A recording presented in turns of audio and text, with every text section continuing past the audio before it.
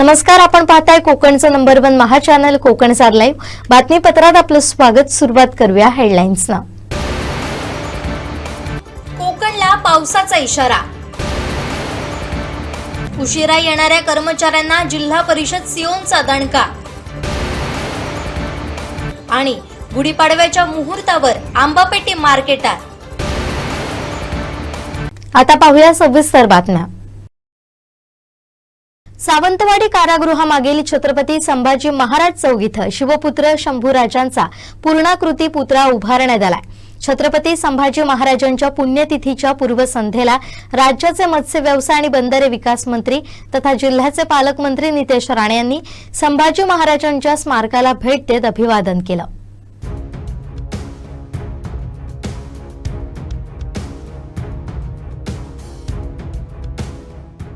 धर्मवीर छत्रपती संभाजी महाराज चौक इथं नागरिकांच्या पुढाकारातून हा पुतळा उभारण्यात आलाय। शुक्रवारी रात्री उशिरा मंत्री नितेश राणे यांनी या ठिकाणी भेट देत छत्रपती संभाजी महाराजांच्या पुतळ्यास पुष्पहार अर्पण करून अभिवादन केलं। शंभूराजांसमोर नतमस्तक होत जय भवानी, जय शिवाजी, छत्रपती संभाजी महाराज की जय, जय श्रीरामच्या घोषणा दिल्या।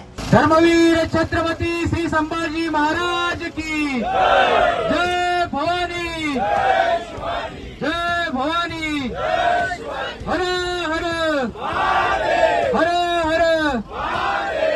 धर्मवीर छत्रपती संभाजी महाराज की जय, जय जय श्रीराम, जय श्रीराम। यावेळी जिल्हा बँक अध्यक्ष मनीष तळवी, विनायक रांगणेकर, दिनेश गावडे, कृष्णा धुळपनवर, श्रीकृष्ण सावंत, माजी आरोग्य सभापती सुधीर आडिवरेकर, माजी नगरसेवक उदय नाईक, गुरुनाथ मटकर, साईराज नार्वेकर, बंटी जामदार, शुभम खावरे, कुणाल शृंगारे, बंटी पुरोहित, लादू रायका, साईश परब यांसह बजरंग दल, विश्व हिंदू परिषद, सकल हिंदू समाज बांधव उपस्थित होते। महिला भगिनी देखील मोठ्या संख्येने उपस्थित होत्या।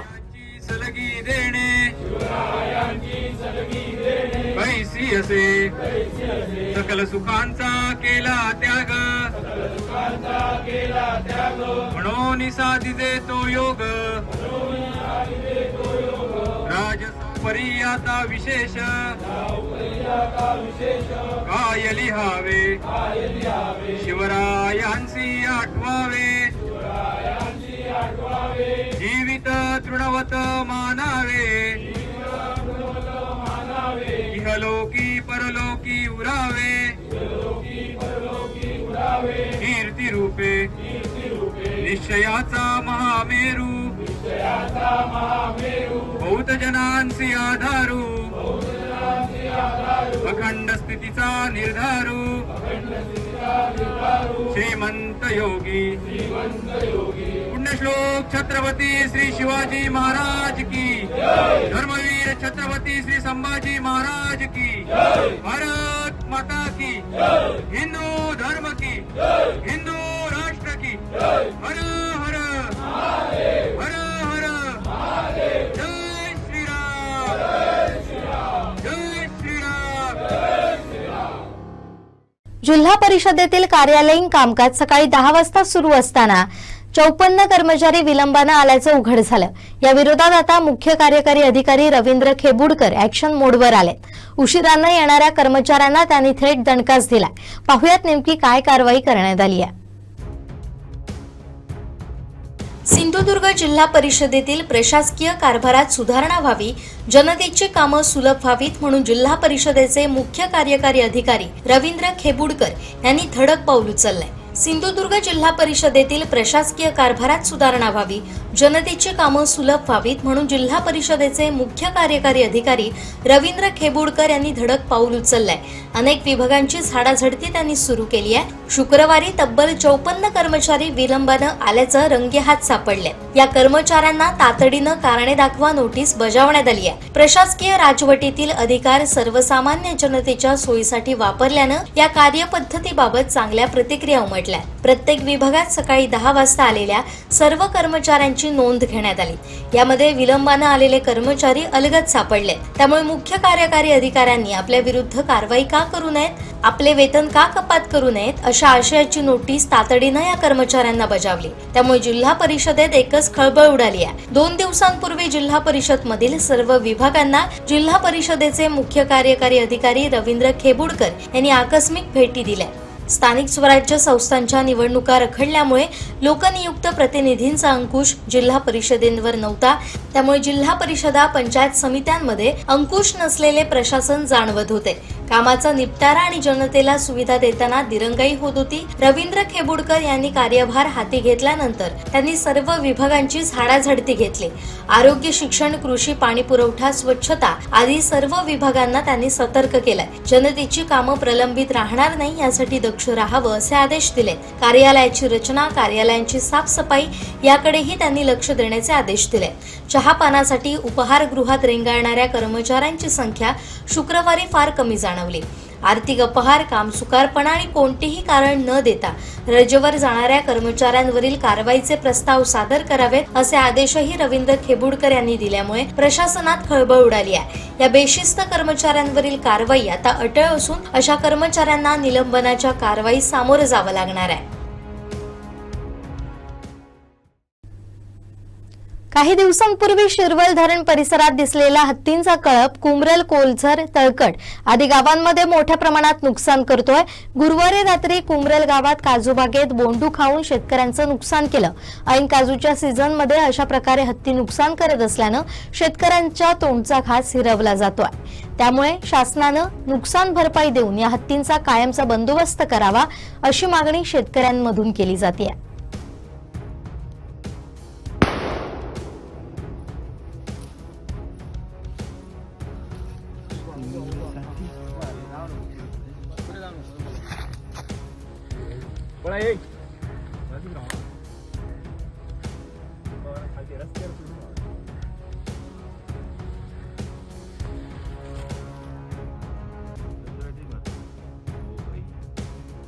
गणपती अप्पा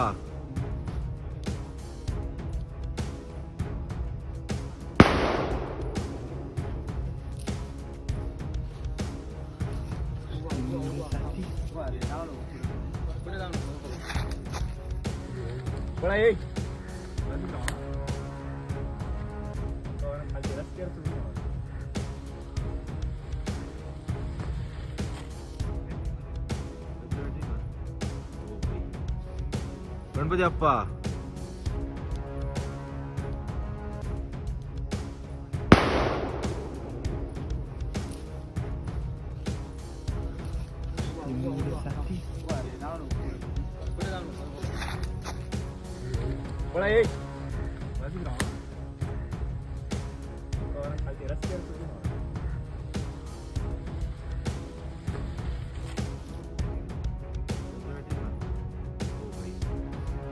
गणपती अप्पा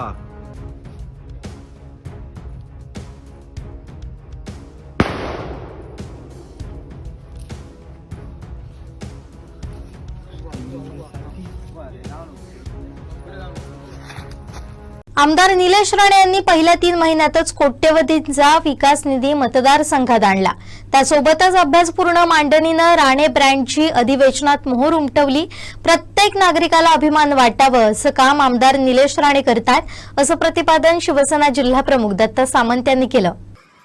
सन्माननीय निलेशजी राणे हे आमदार म्हणून निवडून आल्यापासून माझ्या माहितीप्रमाणे सातत्याने आमचे गटविकास अधिकारी वाहनात करत आहेत, माझ्याशी संपर्क करत होते की साहेबांचा आम्हाला सरकारला येता त्यांची वेळ घ्या। बऱ्याच वेळा माझ्याबरोबर ते येऊन बोलले सुद्धा, परंतु 3 महिन्यामध्ये अतिशय जलदगतीने आमदार साहेबांनी आपलं काम चालू केलं होतं। मालवण नगरपालिकेचा आढावा असो, कुडाळ पंचायत समितीचा आढावा असो, कुडाळ नगरपंचायतीचा आढावा असो, अशा अनेक आपल्या स्वरूपातील आढावे घेऊन या मतदारसंघाची कशा प्रकारची परिस्थिती आहे ही जाणून घेतली। आता नंतर अधिवेशन समोर घातलेलं होतं आणि संपूर्ण या मतदारसंघाचा अभ्यास करून गेल्या 15-20 दिवस जे अधिवेशन चालू होतं त्या अधिवेशनामध्ये सातत्याने आपल्या कुडाळ मालवणचे प्रश्न अभ्यासपूर्वक मगाशी प्रास्ताविकच्या वेळी कोणतरी म्हणाले की अभ्यासपूर्वक प्रश्न त्या विधिमंडळामध्ये सन्माननीय निलेशजी राणे साहेबांनी मांडले आणि आपल्याला अपेक्षित जो विकास आपले जे काही लाभार्थी आहेत, काही योजना आहेत, माझ्या माहितीमध्ये घरकुल योजना असो, इतर आवाज असो, ते माझ्या माहितीप्रमाणे जे आता बरेच वर्ष रखडलेले जे निधी होतील ते माझ्यावर सन्माननीय खासदार आपले राणे साहेब यांच्या माध्यमातून माझ्या माहितीप्रमाणे भरीव निधी राणे साहेबांच्या खासदार झाल्यानंतर पहिल्यांदा शिंदोरी जिल्ह्याला आले। एका वेळी माझ्या माहितीप्रमाणे 100% हे प्रस्ताव मंजूर करण्याचं काम सन्माननीय निलेशजी असतील, नारायण साहेब असतील, आमचे नितेशजी राणे असतील यांच्या माध्यमातून या ठिकाणी पूर्ण करण्यात आला। त्याचा कार्यक्रम हा सर्वांना या ठिकाणी शाळा देऊन त्यांना लाभार्थ्यांना लाभ देऊन या ठिकाणी आमदारांच्या हस्ते या ठिकाणी संपन्न होत असताना मला अभिमान वाटतो की आपण सर्व महिला मोठ्या संख्येने या ठिकाणी उपस्थित आहात। आपण ज्या आमदाराला आपण निवडून दिलंय 2024 मध्ये 5 वर्षाचा कालखंड सन्माननीय निलेशजी साहेबांकडे या पुढचा आहे। आपले जे आमदार आहेत ते आमदार संपूर्ण मतदारसंघ सक्षम कसा बनेल, स्वतःच्या पायात कसा उभा राहील, सर्वसामान्याला रोजगार कसा निर्माण करून घेता येईल याच्याकडे दूरदृष्टी करून काम करण्यासाठी 288 मधला आमदार एक आहे। अर्थसंकल्पावरती बोलताना सुद्धा त्या ठिकाणी शासनाला ठणकावून त्यांनी सांगितलं की माझ्यासमोर आकडे मांडताना मी अर्थकारणाचा मी एक अभ्यासू विद्यार्थी असल्यामुळे मला समोर आकडे मांडताना तुम्ही विचारपूर्वक मांडा, त्याच्यावर त्यांनी जर चांगलं पोस्टमॉर्टम केलं। विडोबाई मी एकच दिवस विधिमंडळामध्ये अधिवेशनामध्ये गेलो होतो। सन्माननीय आमचे नेते महाराष्ट्राचे माजी मुख्यमंत्री तथा उपमुख्यमंत्री शिंदे साहेब यांच्या दालनामध्ये मी त्या ठिकाणी ऑफिसमध्ये होतो संपूर्ण दिवस। माझ्याबरोबर आमचे संतोष साटविलकर होते, अन्य काही मंडळी होती। या ठिकाणी विरोधी पक्ष नेते आमचे दानवे अंबादास दानवे पण त्या ठिकाणी आले होते। ही सर्व मंडळी त्या ठिकाणी आले होते असताना या ठिकाणी मला ऐकायला मिळाले की सन्माननीय निलेशजी राणे यांनी अतिशय अभ्यासपूर्वक विधिमंडळामध्ये प्रश्न मागून अधिवेशनाला एक चालना दिली। अभ्यासपूर्वक आमदार म्हणून त्यांच्याकडे सर्व 280 आमदार त्यांच्याकडे पाहत होते आणि काही विदर्भातले मराठवाड्यातले आमदार निलेशजींची त्यांची वाट बघत होते की विधिमंडळामध्ये काही प्रश्न उपस्थित करायचे, निलेशजीच्याच माध्यमातून आपण त्यांना सहकार्य करून त्यांना आपला लीडर बनवूया आणि आपण आपल्या मतदारसंघाची सुद्धा कामं त्यांच्याकडून करून घेऊया, अशा प्रकारचा आमदार तुम्ही आम्ही निवडून दिलेला आहे। आणि हे सगळं ऐकल्यानंतर खरोखरच आम्ही महिनाभर जे निलेशजींसाठी काम केलं ते काम आमचं सार्थकी लागलं, असा आम्हाला अभिमान वाटायला लागला की आम्ही जो आमदार दिलाय तो आमदार भविष्यात या महाराष्ट्राच्या 280 आमदारामध्ये टॉप 10 मध्ये आमदार आपला असल्याशिवाय राहणार नाही, अशा प्रकारचं काम निलेशजी करतायत। देवगड तालुक्यात पाडव्याच्या मुहूर्तावर हेमंत जयप्रकाश मोनकर यांच्या हापूस आंबा कलम बागेतील 5 डझनची आंबा पेटी मार्केटमध्ये पाठवण्यात आली आहे। पाडव्याच्या मुहूर्तावर पाठवलेल्या या 5 डझन हापूस आंबा पेटीला 5 ते 6 हजार एवढा दर मिळेल अशी अपेक्षा त्यांनी व्यक्त केली आहे।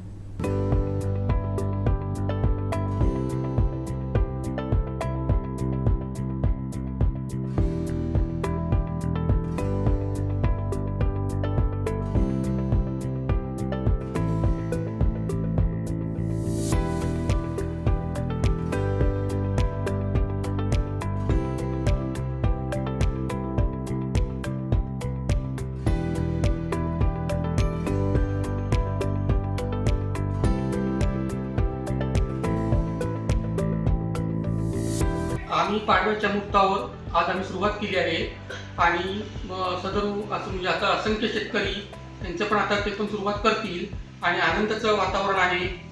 आणि साधारण आम्हाला साधारण 5 डझनच्या पेटीला 5 ते 6 हजार रुपये दर मिळत आहे। त्याप्रमाणे अजून दर चांगला आहे आणि पुढे पुढे असंख्य अजून आमच्या पेट्या आमच्याकडनं वाशी मार्केटला जातील आणि इतर पण ठिकाणी इतरच्या ठिकाणी आमचे इतर शेतकरी आहेत त्यांच्या पण पेट्या वाशी मार्केटला रवाना होतील। म्हणून आज पाडव्याचा मुहूर्त म्हणून आजपासून आम्ही सुरुवात केलेली आहे। तर ही आमची 5 डझनची पेटी आहे। तर साधारण ह्याचा दर आम्हाला वाशी मार्केटला 5 ते 6 हजार किंवा 7 हजार रुपये 7 हजार रुपयापर्यंत पण मिळत आहे। अजून दर चांगला आहे आणि यंदा आंब्याचं उत्पन्न थोडंफार कमी असलं तरी पण आम्हाला दर चांगला मिळेल अशी अपेक्षा. यंदा शक्यता कमी आहे, कारण कसं आहे आंबा पण यंदा जवळचं थोडंसं उत्पन्न कमी असल्यामुळे त्यामुळे शक्यता कमी वाटते. थोडंफार उत्तरला तर इकडे तिकडे 500 रुपये असं होऊ शकतं, पण त्याला अजून वेळ आहे, त्याला महिना जाईल आणि साधारण आमच्याकडे मे एंडिंग पर्यंत आंबा असतो आणि मेच्या एंडिंग पर्यंत साधारण थोडाफार दर उतरण्याची शक्यता आहे. साधारण 3,500 ते 4,000 रुपये दर राहील, पण सध्या तरी आता 5,000 ते 6,000 रुपये दर चालू आहे.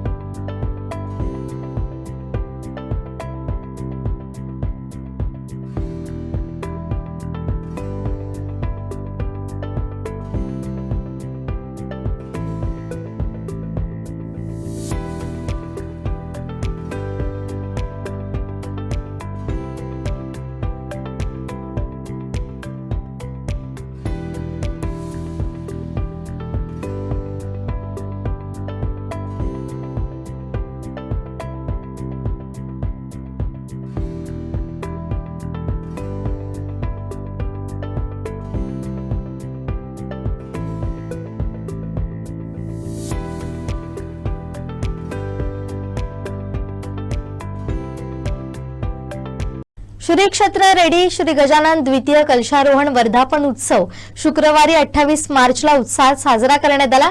या निमित्त सकाळी 6 वाजता श्री गणेश मूर्तीवर अभिषेक, यानंतर श्री गणेश अथर्व शीर्ष सहस्रावर्तने आदी धार्मिक कार्यक्रम पार पडले.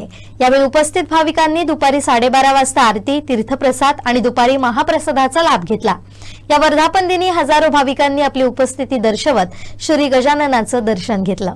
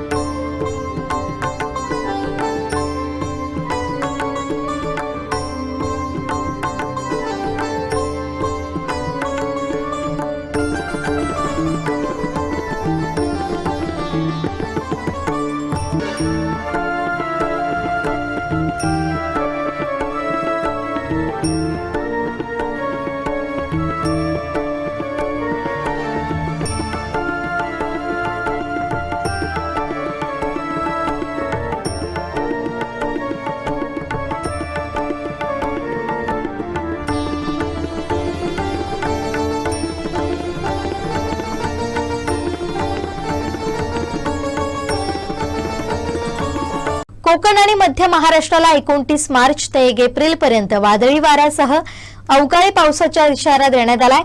मराठवाडा आणि विदर्भात मात्र उष्णतेची लाट सक्रिय राहील. दरम्यान विदर्भातील ब्रह्मपुरीचे कमाल तापमान 42.1 तर पुणे शहरातील कोरेगाव पार्कचं तापमान 41 अंशावर गेलं होतं. हिमालयापासून बिहारपर्यंत पश्चिमी चक्रवात सक्रिय झालाय. तसेच कर्नाटक ते तामिळनाडू दरम्यान कमी दाबाचा पट्टा निर्माण झाल्यानं संपूर्ण देशात अवकाळी पाऊस सुरू होतोय. उत्तर भारतात पाऊस सुरू झाला असून महाराष्ट्रात शनिवारी 29 मार्च ते 1 एप्रिल असा अवकाळी पावसाचा इशारा देण्यात आलाय. यात पुणे जिल्ह्याला 1 एप्रिलला येलो अलर्ट दिलाय. विजांच्या कडकडाटासह हा पाऊस प्रामुख्यानं कोकण आणि मध्य महाराष्ट्रात पडेल. मराठवाडा आणि विदर्भात मात्र पावसाचं प्रमाण अत्यल्प असून त्या भागात उष्णतेची लाट कायम राहील. गेल्या काही दिवसांपासून महाराष्ट्रावर असणारं पावसाचं सावट आताही कायम असून पुढील 24 तासांसाठी राज्याच्या मध्य महाराष्ट्र आणि कोकण पट्ट्याला पावसाचा किंबहुना वादळी पावसाचा इशारा देण्यात आलाय. हवामान विभागानं कोकणसह मध्य महाराष्ट्राला वादळी पावसाचा येलो अलर्ट दिलाय. एकीकडे राज्यातील ब्रह्मपुरी इथं सर्वोच्च तापमानाची नोंद झाली असून हा आकडा 42.2 अंशांपर्यंत पोहोचलेला असतानाच दुसरीकडे मात्र पावसाचा इशारा देण्यात आलाय। त्यामुळे राज्यात नेमकं हवामान कसं आहे याचा अंदाज नागरिकांना लावता येईना। मध्य महाराष्ट्रापासून सुरू होत केरळपर्यंत सक्रिय असणारा कमी दाबाचा पट्टा विरून गेलेला असतानाच राज्यात पावसासाठी पोषक वातावरण निर्मिती होताना दिसते। दरम्यानच ढगाळ वातावरणामुळे एक प्रकारची कोंडी होते, त्यामुळे उष्मा देखील अधिक तीव्रतेनं जाणवण्याची सुरुवात झाली आहे। पुढील काही दिवस ही स्थिती कायम राहणार असून पाऊस, तापमान वाढ, सोसाट्याचा वारा हे चक्र इतक्यात तरी महाराष्ट्राची पाठ सोडणार नाहीये। राज्याच्या सिंधुदुर्गात वादळी पावसाचा इशारा देत हवामान विभागानं नागरिकांना सतर्क केलाय। रत्नागिरीसह सातारा, धाराशिव, लातूरमध्ये विजांसह अवकाळीची शक्यता वर्तवण्यात आली आहे। मुंबई, ठाणे, पालघर आणि रायगड इथं उष्ण आणि दमट हवामानात वाढ होणार असून त्यामुळे होरपळ आणखीन वाढणार आहे। मालवण पंचायत समितीच्या इमारतीचा प्रस्ताव 8 वर्ष का रेंगाळला हे काही मी वेगळं सांगायची गरज नाही, परंतु आता 50 लाखाचे 2 कोटी जरी झाले तरी इमारत पूर्ण करू असा शब्द आमदार निलेश राणे यांनी दिलाय। खरं तर पालकमंत्र्यांचं पण मनापासून अभिनंदन केलं पाहिजे की जिल्हा नियोजनाचा आपला प्रारूप आराखडा हा पहिल्यांदा 400 कोटीवर गेला। पहिल्यांदा जिल्ह्यामध्ये याच्या अगोदर कधीच प्रारूप आराखडा 400 कोटीवर गेलेला नाही। एवढ्या मोठ्या प्रमाणामध्ये आपल्याकडे निधी येतोय। आता त्याचं योग्य नियोजन करणं हे आपल्या सगळ्यांच्या हातात आहे। मी परत एकदा आपल्याला शुभेच्छा देत असताना एवढंच सांगतो, आपण माझ्याकडे मागणी केली पंचायत समितीच्या इमारतीसाठी 55 लाखाचा एस्टिमेट 8 वर्षापूर्वीपासून का रेंगाळत राहिलंय हे काही वेगळं मला काही सांगायची काही गरज नाही, पण मी तुम्हाला सांगतो आज तेच 55 लाखाचं जे काही तुमचं एस्टिमेट आहे ते जरी 2 कोटीवर गेलं तरी मी तुम्हाला ते करून देणार एवढं या निमित्ताने आपल्याला सांगतो। याच्यात आपण पत्रकारांची मागणी होती असं सांगितलं, पत्रकार हसत पण नाही हे जरी मागणी मंजूर केलं, कदाचित भूक लागली असं मला माहिती, पण मी तुम्हाला सांगतो पत्रकार सगळे माझे मित्र, जसं वालावलकर साहेबांनी इकडे मागणी केली 100% जरी किती जरी कॉस्टिंग वाढली तरी ती सगळी कॉस्टिंग धरून लवकरात लवकर ती पंचायत समितीची इमारत दिमागदार पद्धतीने आपण उभी करणार, याच्यामध्ये कोणाच्याही मनामध्ये शंका नको। आपले सगळे जे काही लाभार्थी आहेत त्यांना मी मनापासून शुभेच्छा देतो। असंच काम मालवण पंचायत समितीच्या माध्यमातून आपण सातत्याने करत राहावं। महाराष्ट्राच्या इतिहासात असं कधी झालं नाही ते सिंधुदुर्गनं केलं। राणे कुटुंबियांना भरभरून दिलं, त्यामुळे राणे कुटुंबियातील 1 खासदार 2 आमदार होऊ शकले। आता सिंधुदुर्गसाठी सगळं पणाला लावणार आणि टॉप 5 मध्ये आणणार अशा भावना आमदार निलेश राणे यांनी व्यक्त केल्यात। मालवणात महिला मेळाव्यात ते बोलत होते। पाहुयात काय म्हणालेत निलेश राणे। जी काही अपेक्षा असेल या मतदारसंघासाठी आपल्या जिल्ह्यासाठी मला कधीही सांगा। आपण फार मोठे उपकार राणे कुटुंबावर केलेले आहेत, कारण का 3 एका घरात 1 खासदार 2 आमदार, महाराष्ट्रामध्ये असा इतिहास नसेल, असा कधी झाला नसेल, ते माझ्या सिंधुदुर्ग जिल्ह्याने राणे कुटुंबाला दाखवलं हे उपकार पुढ्या आयुष्यात आम्ही कधी विसरणार नाही।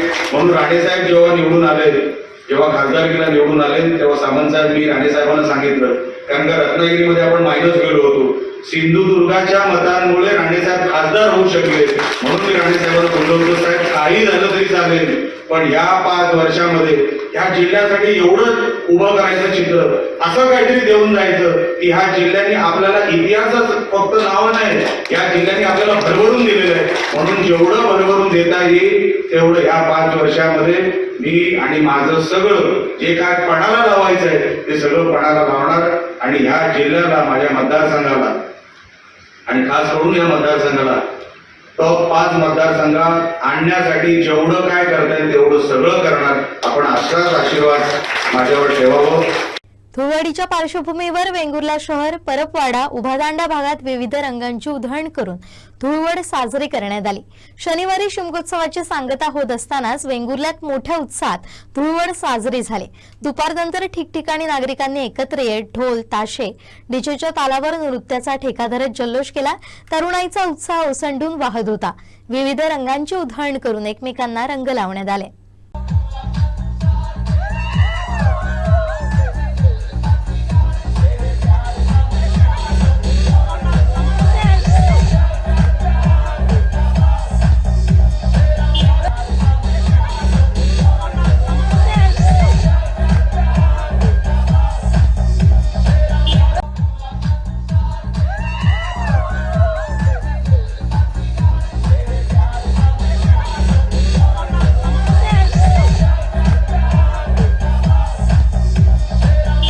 शेवटी ठळक घडामोडी पुन्हा एकदा. कोकणला पावसाचा इशारा. उशिरा येणाऱ्या कर्मचाऱ्यांना जिल्हा परिषद सिओनचा दणका. आणि गुढीपाडव्याच्या मुहूर्तावर आंबापेटी मार्केटात. बातमीपत्रात वेळ झाली आहे इथेच थांबण्याची. पाहत रहा कोकणचं नंबर 1 महा चॅनल कोकण 7 लाईव्ह. धन्यवाद.